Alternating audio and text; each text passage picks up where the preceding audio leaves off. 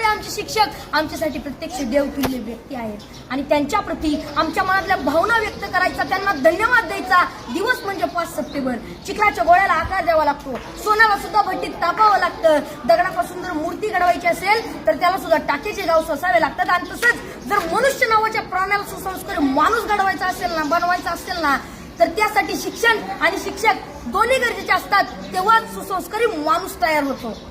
जगावर राज्य करणारा इंग्लंड हा देश आहे आणि या देशाच्या सांस्कृतिक परंपरेने त्यांच्या देशातील शिक्षकांना राष्ट्रपतींइतका सन्मान आणि दर्जा दिला जातो आणि म्हणून तर ते जगावरती राज्य करतात. ज्याला क्रिकेटचा देव मानलं जातं तो मास्टर ब्लास्टर सचिन तेंडुलकर. त्याला प्रसार माध्यमांनी प्रश्न केला की तुम्हाला एवढी बक्षीस मिळाली, तेवढे पुरस्कार मिळाले, तर त्यातलं तुमच्या आवडीचं बक्षीस कोणतं? तेव्हा सचिन तेंडुलकरने सुंदर उत्तर दिलं. ते म्हणाले, मला एवढी बक्षीस मिळाली, मला एवढे पुरस्कार मिळालेत, अहो एवढंच काय, मला सर्वोच्च पुरस्कार भारत रत्न मिळालाय, पण त्यातलं माझ्या आवडीचं बक्षीस कोणतं असेल ना, तर ते म्हणजे मला माझ्या आचरेकर सरांनी दिलेली शाबासकीची थाप. ते जेव्हा म्हणतात ना शाबास सचिन, तेव्हा त्यांची ही शाबासकी मला भारत रत्नापेक्षा सुद्धा मोठी आहे. जी माणसं आपल्या जीवनात मोठी झाली त्यांनी आपल्या आयुष्यातील मोठेपणाचं यशच श्रेय आपल्या शिक्षकांना दिलंय. जगामध्ये एक सर्वात जास्त वाचलं जाणारं आणि सर्वात जास्त विक्री होणारं एक पुस्तक आहे आणि त्या पुस्तकाचं नाव आहे 7 Habits to Highly Effective People. यशस्वी लोकांच्या 7 सवयी. आणि हे पुस्तक लिहित असताना ते लेखकाने जवळजवळ 3000पेक्षा जास्त यशस्वी आणि सर्व क्षेत्रातील लोकांच्या मुलाखती घेतल्या होत्या. तर त्यामध्ये जवळजवळ प्रत्येक यशस्वी लोकांनी आपल्या यशाचं श्रेय आपल्या शिक्षकांना दिलंय. मनाच्या मोठेपणाचं सर्वात मोठं उदाहरण आपल्या शिक्षकांनी आपल्याला केलेल्या सहकार्याबद्दल कृतज्ञता व्यक्त करणे आणि मनाचा सर्वात मोठा खोटरडेपणा आहे की आपल्या शिक्षकांनी आपल्याला दिलेल्या ज्ञानाबद्दल जाण आणि कृतज्ञता नसणे. अशी माणसं फार मोठी होत नाहीत आणि पुढे जाऊन ती तोंडावर पडतात. असंच एका मनाच्या मोठेपणाचा एक मोठा प्रसंग या ठिकाणी मला सांगावा असं वाटतो.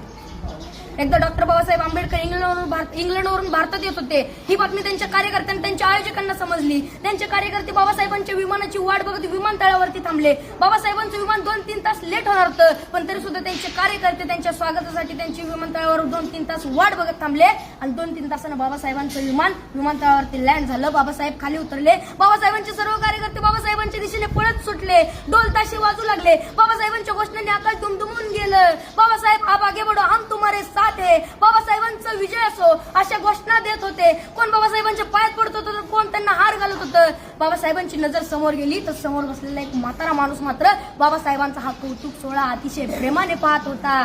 बाबासाहेबांनी गर्दी बाजूला सारली आणि तडकन त्या म्हाताऱ्या माणसाकडे गेले आणि आपलं डोकं त्या म्हाताऱ्या माणसाच्या पायावर ठेवलं. त्या क्षणी सर्व लोक आश्चर्यचकित झाले. एवढे मोठे प्रखंड पंडित डॉक्टर बाबासाहेब आंबेडकर या म्हाताऱ्या माणसाच्या पाया का पडताय?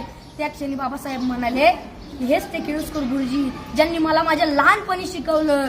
गुरुजींना लहानपणीचा भीमराव आठवायला लागला. मळलेली कपडे, फाटलेली दप्तर, फुटलेली पाटी आणि एवढं ते पोर वर्गाच्या बाहेर बसून वर्गात शिक्षकांनी शिकवलेला शिक्षणाचा एक कण एखाद्या चातक पक्षाप्रमाणे वेचत होतं. वर्गाच्या बाहेर बसून शिकला होता. त्याच्याकडे पाहून ब्राह्मण मास्तर हसला होता, कारण त्याला माझ्या भीमामध्ये उद्याचा ज्ञान सूर्य दिसला होता.